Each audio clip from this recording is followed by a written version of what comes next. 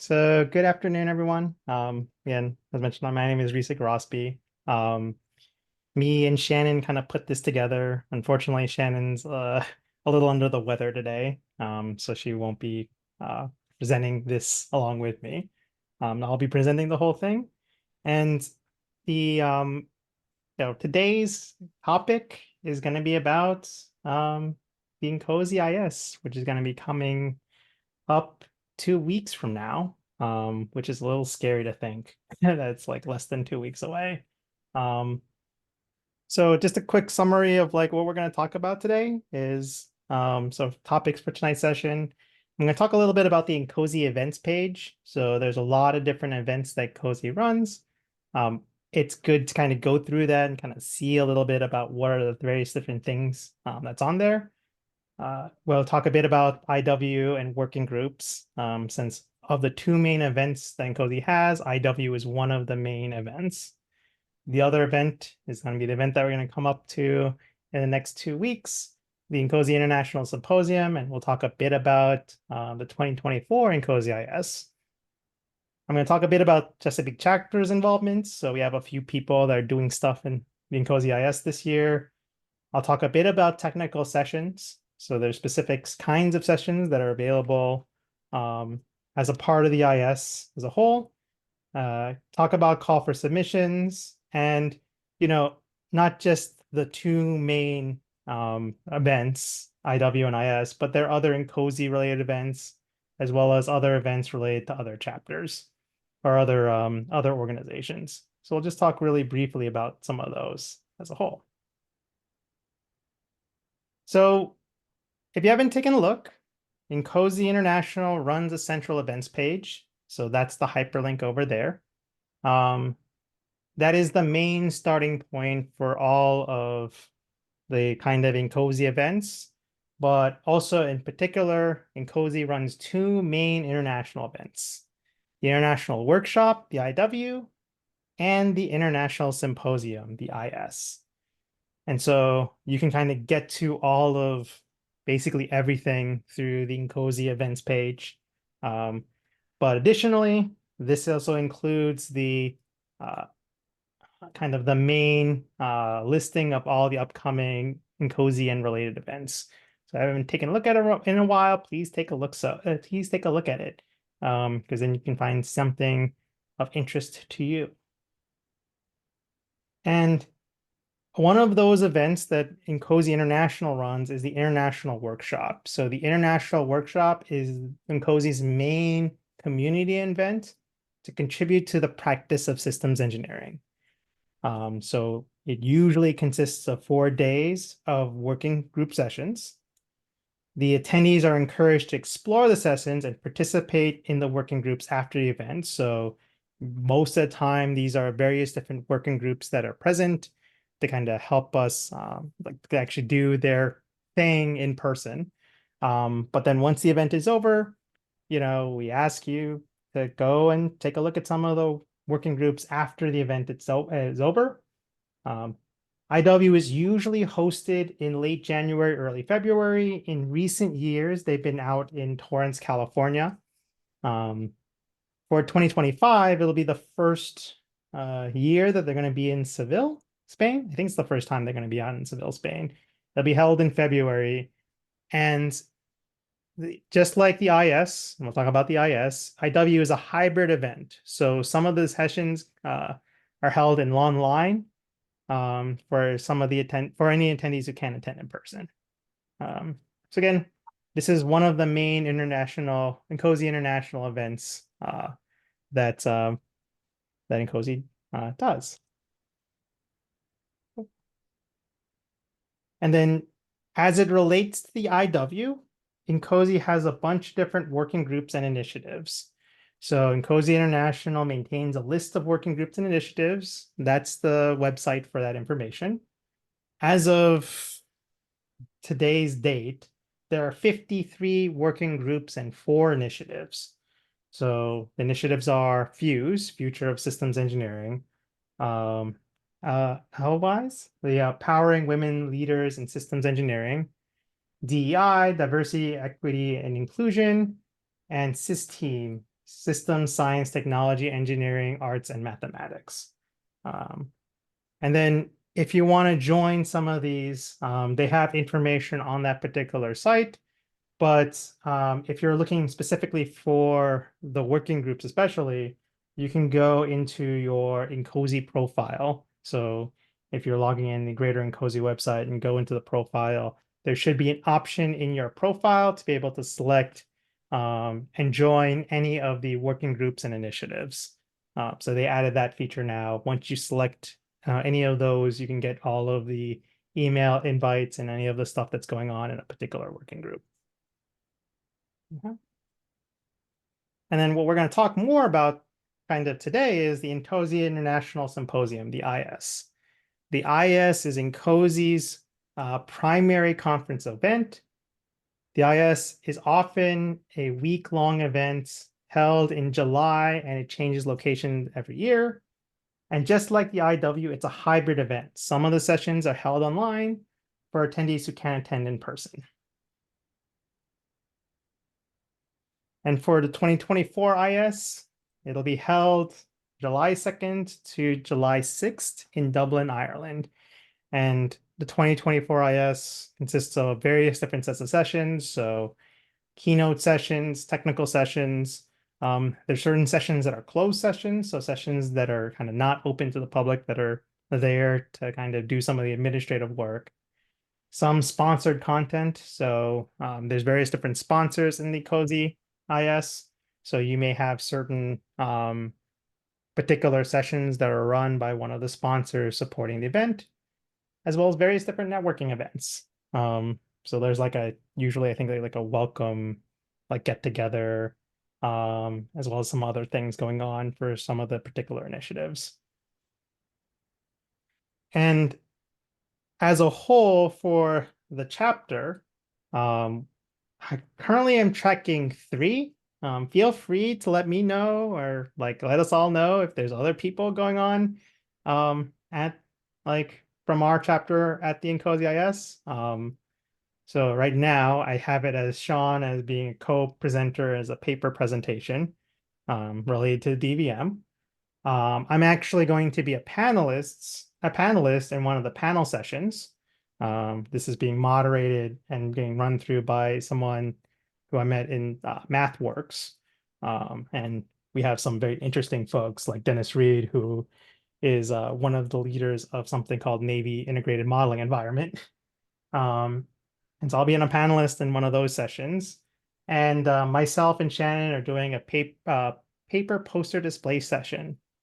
So again, these were the 3 that I was tracking from our chapter that are going to have some involvement or have some presence, I'll say it that way, in the INCOSE IS this year. So if you, like I said, if you hear about other people, let us know. But yeah, these were the ones that I knew of off the bat based upon kind of searching through the kind of current agenda so far. And then this leads to a bit of, well, outside of just the stuff that we're doing, the key kind of meat of the symposium are the technical sessions.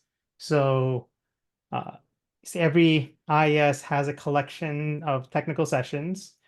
These are various different sessions that are proposed by our community. So we have various different people within the systems engineering community proposing ideas for the particular sessions for an IS. And there's a review committee that's there to kind of review the proposals and select which ones are going to be like presented or displayed. Every single year, there's some set of application domains and emphasis areas that is the focus for technical sessions. So the picture that you're seeing on the right here is actually the one for 2024. 2025 will have a different kind of description of what we'll talk a little bit about the call for papers or call for sessions. They'll have a different description of what they want to focus on and what their emphasis areas are.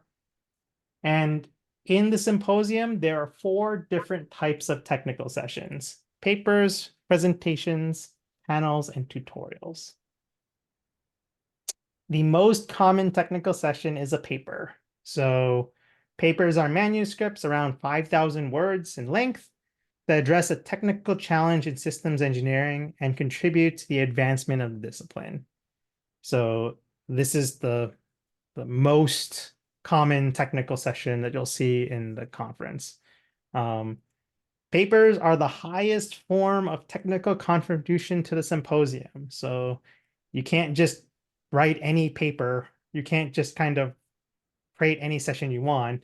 Papers must meet the technical quality and publication guidelines of INCOSE, and papers are reviewed double blind, which means that the community members reviews the submissions without knowing who the authors are.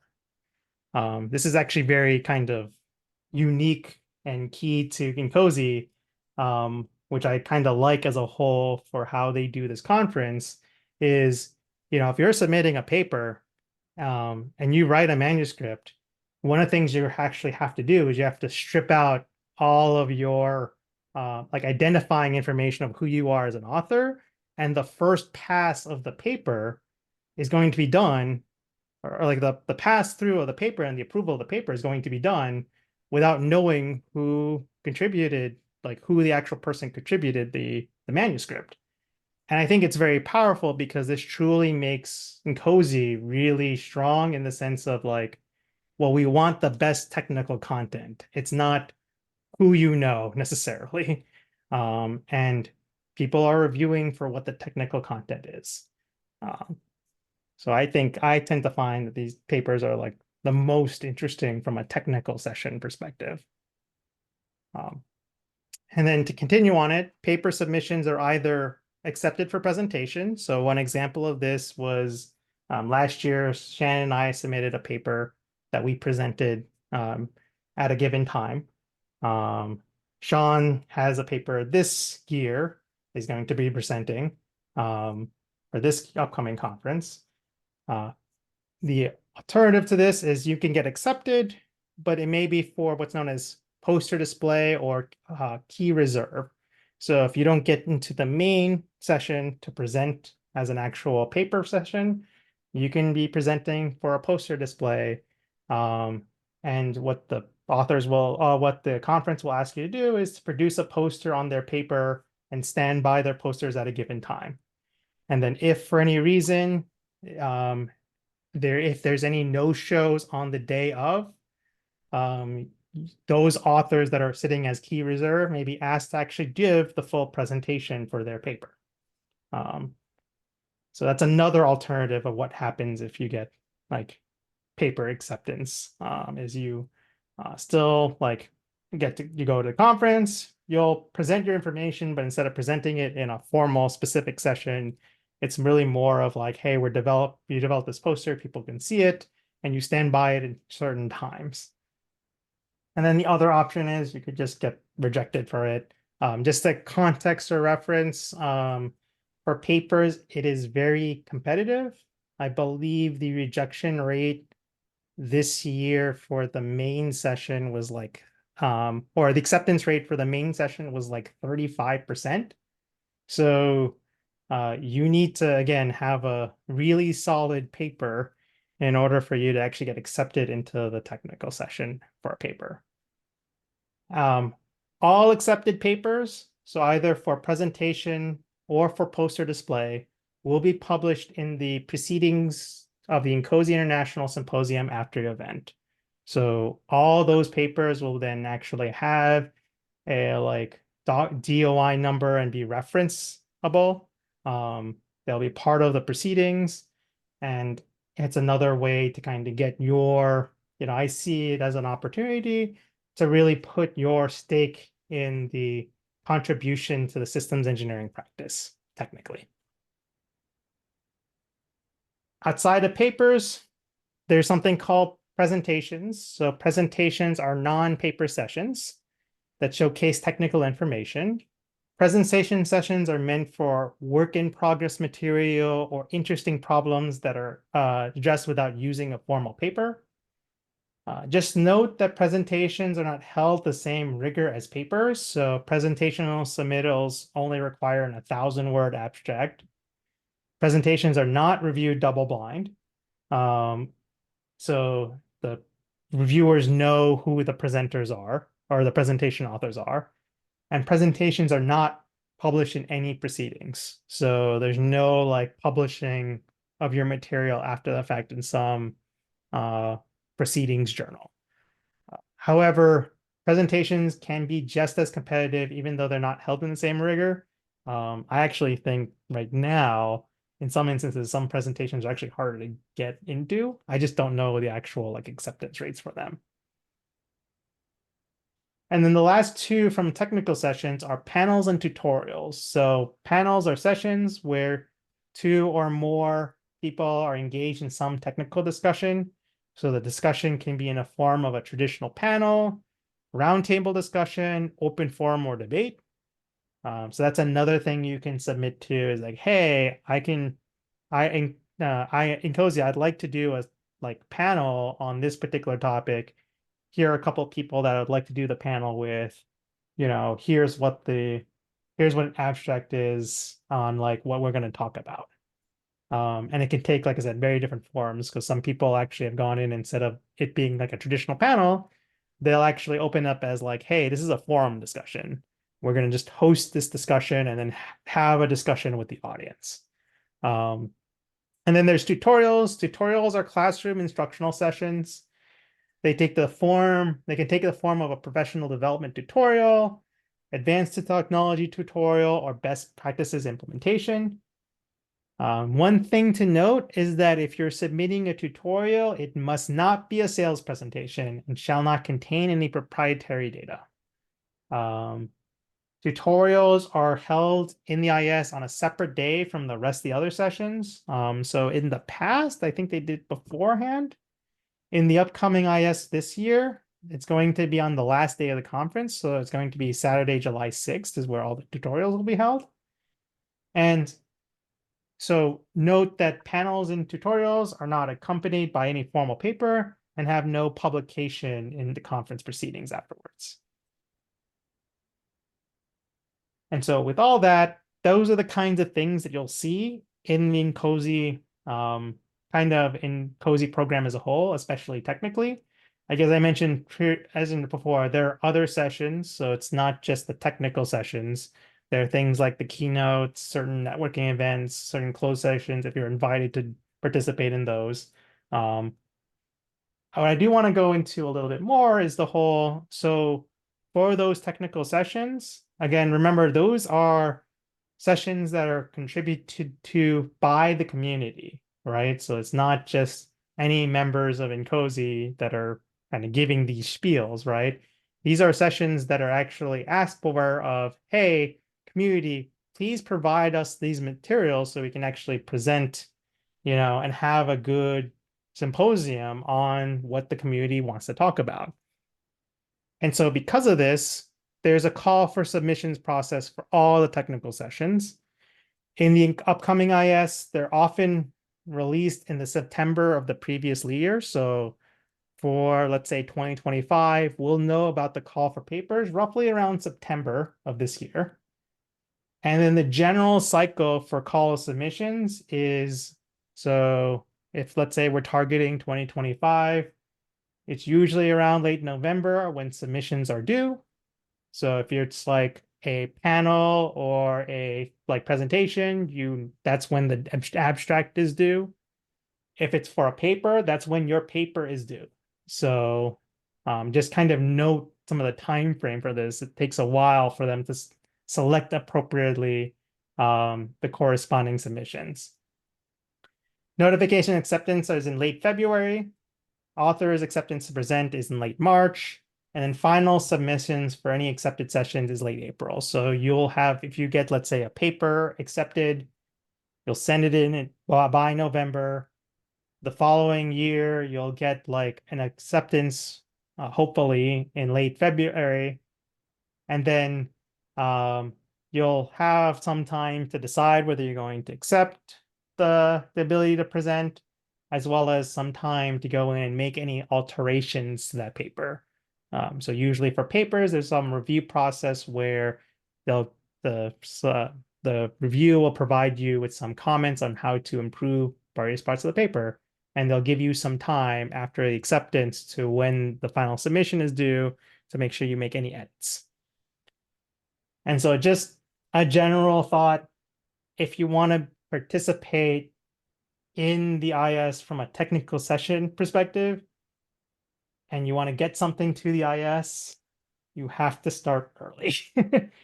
It's a lot of thinking about this, right? Especially for paper development. Like, again, if you're talking, let's say 2025 in INCOSE IS, that means by 2024 of this year, you've already written as complete of a paper as you can. So this is just the kind of my encouragement of if you guys are thinking about it, like think through what that is and make sure you have everything planned ahead of time to make sure you can do that kind of stuff. And I want to talk a little bit about the process in which to actually how the submissions are reviewed, right? So one of the things that I've been blessed to be a part of, and Shannon has the opportunity, had opportunity to be a part of too, is we've been both IS submission reviewers. So we've actually sat in the seat of actually receiving INCOSE IS submissions and actually going through the process of reviewing them and putting our like technical opinion on how those my case, it was reviewing for papers, how those papers like met the technical quality. And so anyone who's accepted in a previous IS can volunteer to become a submission reviewer, as from my understanding. For the call for submission volunteers, there are guidelines and training on how to review the material. So there's a separate document that tells us exactly what's in the review process. And on this picture here, it gives those guidelines for review for papers. There's separate ones for review of tutorials, review of presentations, and so on. And they actually do a separate training. So we went through a quick, like 30-minute long session where we asked a bunch of questions as well afterwards to the selection committee to be like, hey, you're a reviewer. This is the things that you would look for. If there's any questions about a submission, like let us know, things like that. The submission reviewer process, so any of the volunteers, are often part of the initial submission assessment, and they recommendations for acceptance. So when I was reviewing for paper submittals, I would make a recommendation to the committee, and they like I would review it, my recommendation, and it went to them. We as volunteers do not make any decisions for accepting a submission. It's up to the selection committee to decide which ones get ultimately selected. And like I said, both Shannon and myself, we've been IS submission reviewers. So if you have any questions on this process, or let's say, one good thing about this is that if you have a paper that you're developing and you have any questions about the technical merit, feel free to talk to us, because at least we know what it's like on the other side on how to actually make your paper more stronger. And what were the things that I was seeing, what were the things that Chan was seeing, and so on. And we're actually going through this relatively quickly, but yeah, so there are other, outside of the IS, there are other INCOSE events. So outside of the International Symposium and International Workshop, remember that there are other cross-chapter events. So there's like special initiative events. So there's thing like one of the events that I kind of participated in, I actually did like help for a paper review of this, is the SIS team initiative. They held a mini conference last year that was done online. It was a 2-day event specifically on like how to improve systems engineering education. So I reviewed papers for that as like a submission reviewer. There's working group led events. So for example, the AI Explorer virtual series.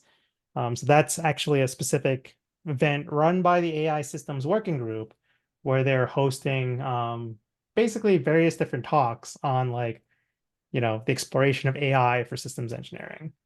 And then there's also things like chapter-led events. So just to name a few like conferences and events. So I forget which collection of chapters. There's the Western State Regional Conference done by, I think, a collaboration of a few chapters. I just don't know off the top of my head anymore. Um, and then the New England chapter runs something called the New England Fall Workshop. And so there's some examples of like chapter-led events and what how a particular chapter can be running something for the greater community. And all that information is in the Cozy events page. So you should be able to look through that and see what other things are related as well on that. And then just going through this very quick. So we'll end. This is my last slide, actually. Other related SE events. So just note that for your interests, there's other systems engineering events run by other organizations. So Stevens Tech and USC run together collaboratively something called the Conference of Systems Engineering Research, or CESR. They're primarily a conference that helps kind of, I'd almost like to say, the academic publishing side of research.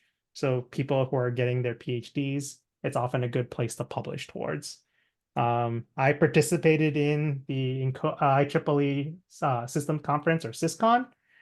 They usually run their event in April, and it's run out of the IEEE Systems Council. That's another interesting event. It's another academic publishing event. So they tend to be more about kind of the academic theory of systems engineering. And it's often a lot of there's often a lot of universities as well as like students trying to meet their requirements for their PhD. NDIA Systems and Mission Engineering Conference. This is the one that I regularly go to. It's usually held in late October this year, and last year it was out of Norfolk. This is the defense. So NDIA is the National Defense Industrial Association, Industry Association. And this is kind of, for those who are in the defense world, this is kind of the primary event, in my opinion, for like systems engineering as a conference event. And so it has a certain kind of flavor associated with it. And then just note that sometimes INCOSE partners with some of these other organizations for special events. So the most recent example of this has been the DE MPSC Symposium, which was a mixture of like the INCOSE Huntsville chapter plus the NDIA Tennessee Valley chapter. So that's just another thought appropriately. And with that, that was really quick, and I had a lot of material. I didn't realize how fast I go through the material. Any questions? So again, Yeah. hopefully this helps to kind of give you a context of the IS as well as some other events going on in Cozy. And yeah, any questions? I did have one to kind of kick it off.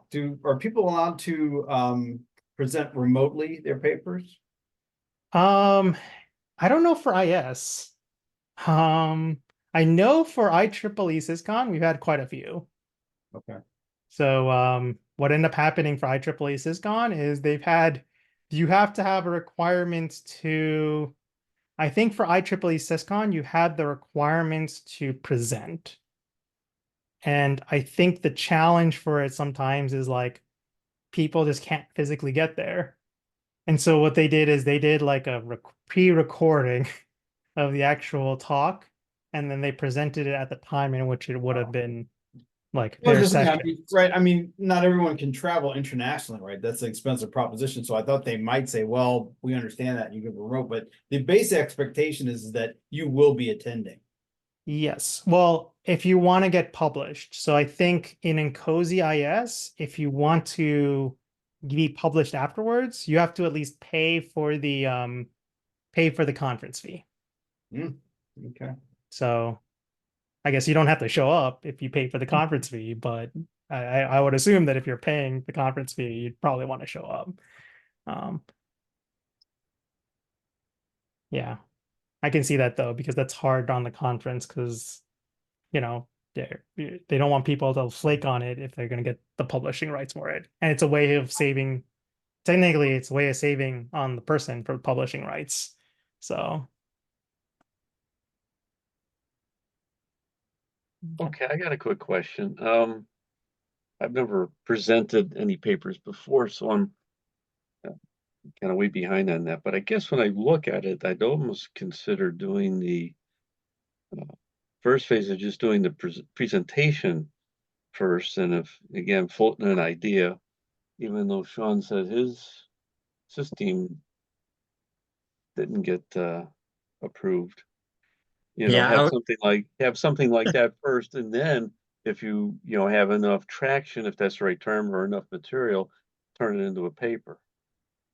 yeah. I mean, not that my presentation topic was like some groundbreaking Nobel Prize Yeah, winning idea, but I mean, it was, myself coming from more of an academic point of view from Johns Hopkins University, paired with Tamara Hambrick, who is like, VP or director of systems engineering for Boeing and whatnot, and then her training lead at Boeing. And we thought, hey, let's combine forces. We'll do a joint presentation about, the training pipeline and how we teach MBSE and in practice, how is it actually applied, when it gets into the field, and where are there disconnects, areas of improvement, that kind of thing. And, how do we think of models that maybe could be improved depending on what the use case is. So, like V and V is a great example. For a long time, nobody ever thought about V and V of a SysML model. But if you were doing an executable model, like a flight dynamics model or a simulation, absolutely, right? I mean, first thing people ask is this a valid model, for my use case? And did you verify everything's correctly constructed? Is it, what performance envelope can I make use of this flight dynamics model or whatever? But then a SysML model, they're like, oh yeah, a bunch of blocks and lines, good to go. Like nobody goes, wait, hold on, is this a valid representation of the interfaces of the system or whatever it is? So we were trying to tackle both those things, and we put it into a little presentation topic. And like I said, I was surprised we got rejected. But then my paper topic is about the digital engineering information exchange working group, which we've briefed a bunch of times at INCOSE and NDIA. And I thought for sure they'd be like, oh, these guys again, no way, but yeah, we got in for a paper presentation. So So I'll just throw a few thoughts. Um, it's very dependent, in my opinion, on what technical areas you're putting down. mhm. So this year in particular, MBSE and digital engineering is very competitive. Yeah. Um, and so I'd Yep. be if you don't show to some degree that your thing is a bit novel or unique in some regard, it Hmm. becomes very difficult to kind of get in. And Yeah. then just another thought that I've also had a fun discussion with is some people shoot for the moon, man.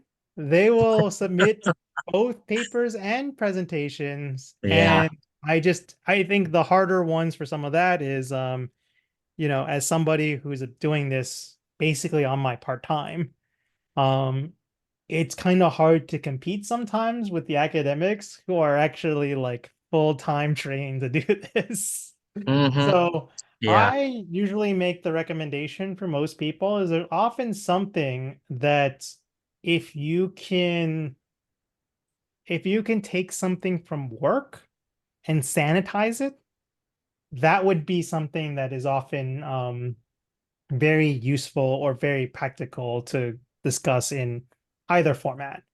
And one thing to also note too is that um, INCOSE tries, I think they do it better than other organizations, to try to get people who are not academics submitting papers. They Hmm. really want, I think their sweet spot that they try to find is the practitioners. People are Right. actively doing it and reporting back like case studies and like lessons learned papers. Hmm. So if you're giving something that's purely academic, I think it tends to be very difficult in INCOSE IS. It may Yeah. not be difficult in other places, but I think it tends to be very difficult in INCOSE IS.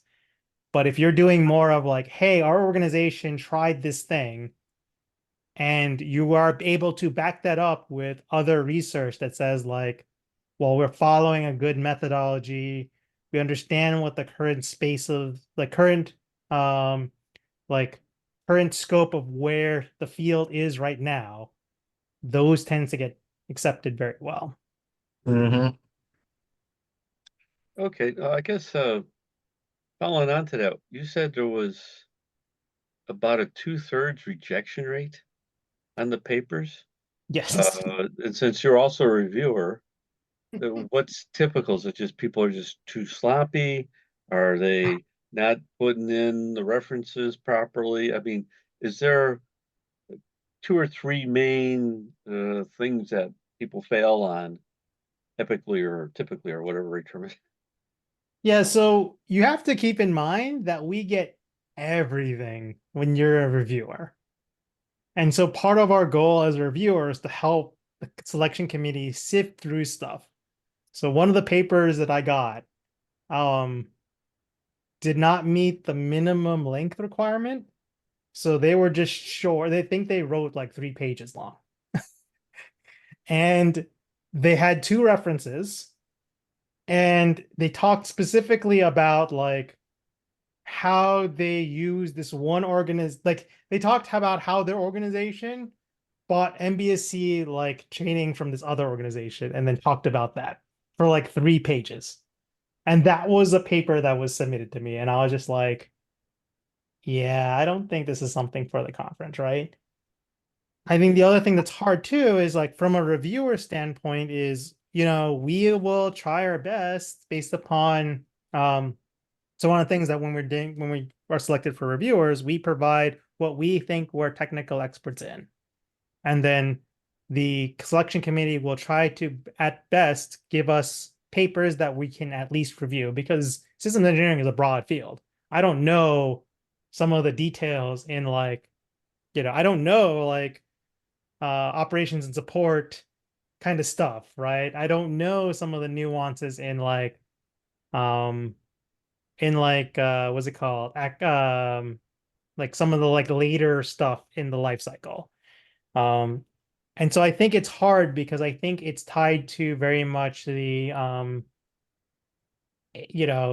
people who don't meet the requirements for the guidelines. There's people who are using improper font. There's people who are just like have like 6 references. They all reference the same person. Like they're not even like referencing a squad swath of like what the thing is, right?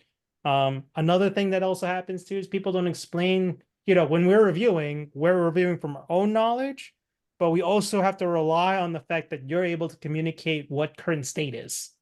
And so some people will say broad generic statements like, oh, like as it is in this thing. And it's like, well, how do you know that? So again, these are, you have to do the academic merit of the whole, like, here's a problem, here's what we assess the problem like to be, here's our methodology to address the problem, here's our data results executing the methodology. Those kinds of things will be like talking through that mental process, and articulating it with facts and backing up those facts with references is what gets you in. A systematic process for doing the paper. Yeah. It's a little harder for presentation and tutorials, and Sean mentioned, right? It's going to rely a little bit more on you only have like this box to fill out the abstract information. But, it is something where it's like, you have to, not all of us know exactly what's in that field. And you have to kind of inform us with the right information, as well as like, provide the appropriate context of why your idea is correct. I guess too that I've also seen well, I guess Insight comes out every quarter. Mhm. And a lot of those seem sometimes they can have a whole issue on. It seems very academic, if you want to call it that, if that's a better way to phrase it. So I guess there is that avenue as well, even though maybe you don't present at IS for it, but it still gets published in a sense that you're, getting your ideas out there. So I guess that's, I was scratching my head wondering if people present in the Insight and then actually present a paper as well. I'm certain that happens, right? At So the IS. yeah, so one requirement that we're asked to as reviewers is if we've seen this in another location, we are asked to not accept the paper Oh, because it has to be a unique contribution to the field. We've seen okay. some people have done this where they've like taken their idea and like rehashed it multiple times. Right. So it is I will admit when IS takes submissions to the symposium very seriously. They want the best stuff because we understand that like this is our representation of our field. Yep. Yeah. So good questions. I like this is the fun stuff that Yeah, this is the advantage of a smaller group. You get a little more informal. Mhm. Back and forth. So what was your acceptance rate? You said INCOSE the average is whatever it was, 33%. What's your acceptance rate? So I only reviewed 5. Okay. I did not accept any that I was submitting. I was very mean. 0%. Risa's tough. Your acceptance rate is 0%. So what we do is we give like a range. Mhm. So I think I had only one that I was saying, I always said like accept, or like conditional accept. Ouch. Everyone else was like weak reject to strong reject. So I think we should get our chapters to submit all their papers to you ahead of time. And then you can be our screener, because if they get past you, they might actually have a shot. Don't submit to That's a good me. idea, Mike. It is actually in a way, that you made it through the tough, tough Yeah, audio. the hard part about it is that There, Risa. Yeah, okay. yeah, so one of the things that we see as reviewers is like we see what the end result was. So for the papers that we reviewed. So 2 of the papers out of the 5 that I reviewed ended up being poster sessions. So that was good. Again, I'm just if you submit to me something in my field, which is MBSC, I'm going to be strict. As you should be, As I actually, should right? be. Yeah. And I do like that it's double blind too, because I know in Yeah. academia, right, when I was in academia, if you was all about who your advisor was, right? If you had the right advisor, your paper was going to get accepted, right? They would do favors for each other, right? The same way around. Mhm. Yeah, I like Yep. double blind. Mhm. Yeah. Other conferences like IEEE SysCon is not double blind. Actually, Really? it's full, like who the reviewers are actually, which is very interesting. Wow. Really? And then the other Huh. thing too is, and as Michael mentioned, like you can actually, when you go for IEEE SysCon, you can actually look at the reviewer list and you can actually state like I want this person to review it, or like you can actually say like I don't want this person to review it because of whatever conflict of interest and whatnot. Yeah. And I just find Wow. that to be very odd. Yeah. It's No. very strange. Yeah, academia, they want to know. They wouldn't, they don't play that game. Huh. So I have an off-topic question if the questions on the conference are over, but related topic, I should say. In one of your slides, you said there are like 53 working groups, mhm. and you were talking about the working group sessions. So our esteemed chairman has tagged me with setting some kind of joint session up with our sister chapter in Michigan. And he sort of tossed out this idea of, well, why don't we do something with the working groups on a weekend and have them present? And I was like, oh, okay. I don't know who to get in touch with. And then I had no idea there were 53 working groups. I thought there were like 8. Well, when I looked at this last year, I think there were 49. So there were 4 more that got added. Well, and actually, I still saw the MBSC initiative is now somehow a working group.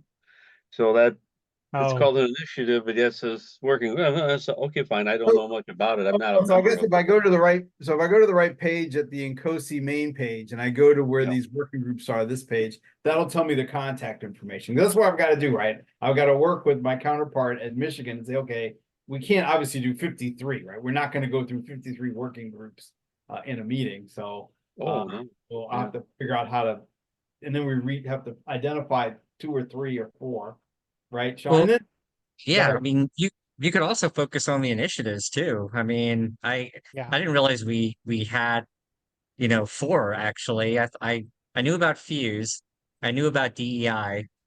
I didn't realize about System until very recently. And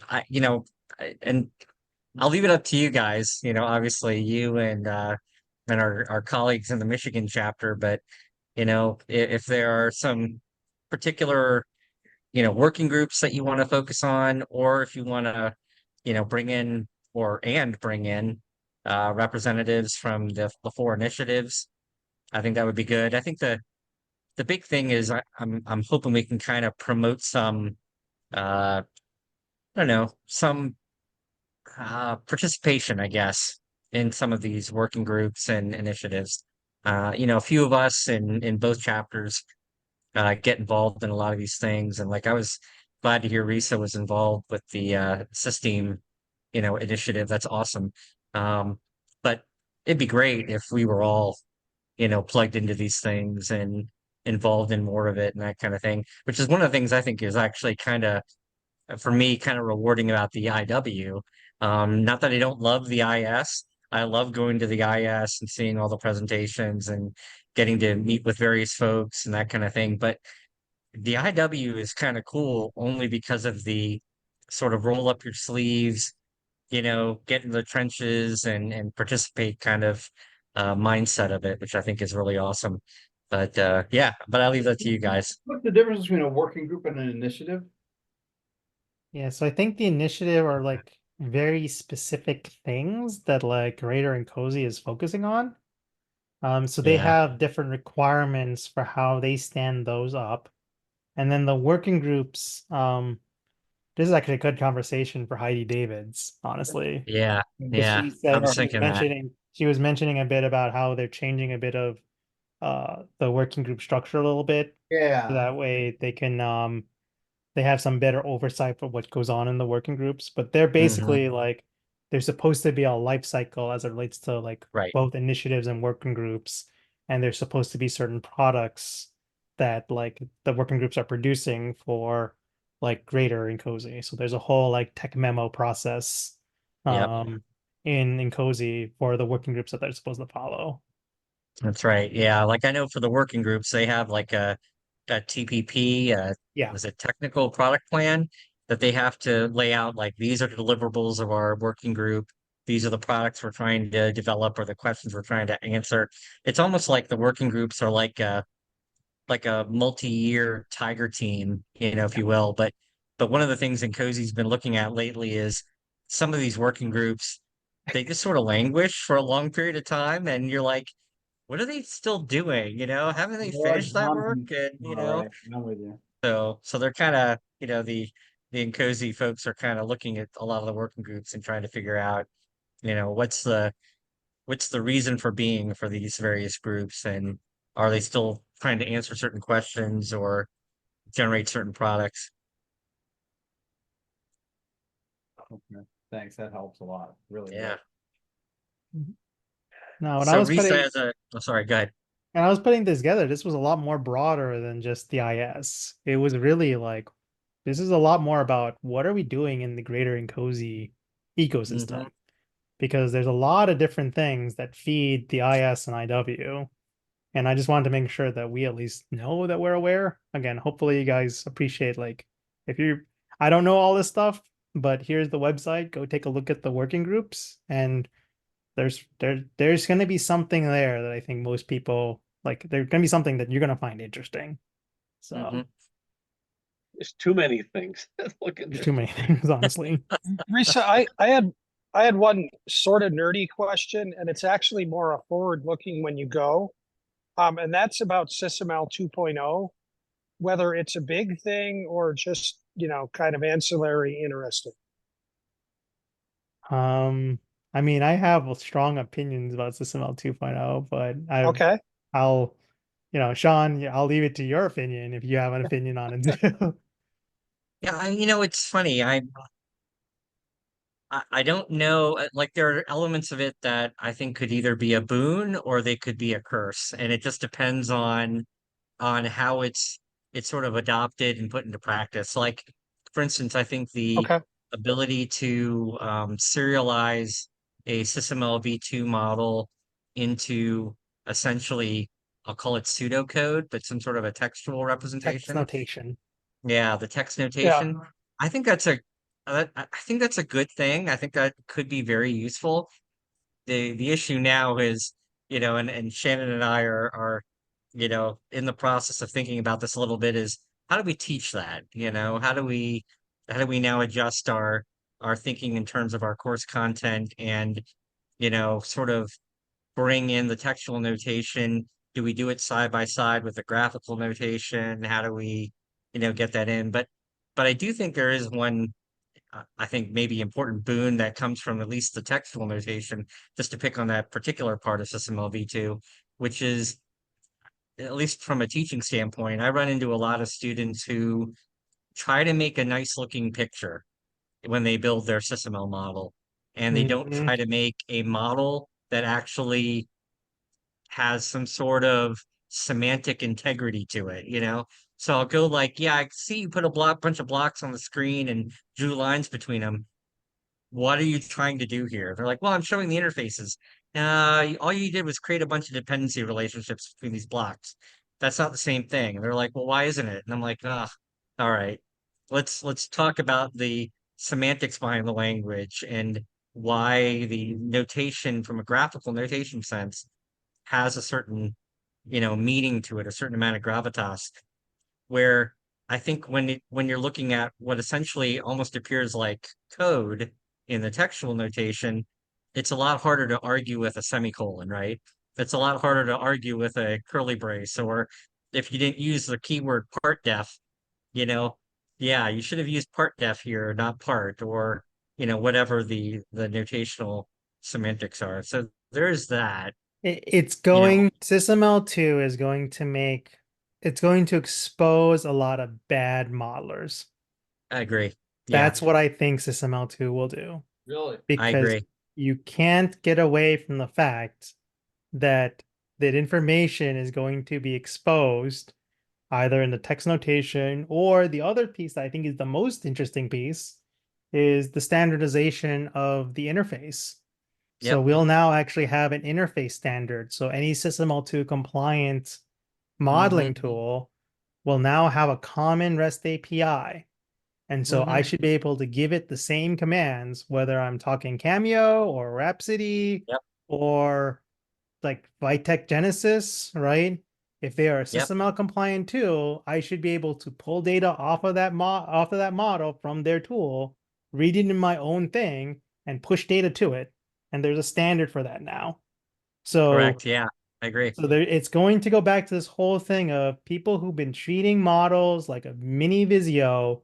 Those Yeah, people are going to struggle because they never understood that there is a fundamental backbone to that data. And if you don't know the language, you will be exposed, is the way I see a lot right. of SysML too. And thank God, because there's too many of you Yeah. guys. Yeah, I strongly agree.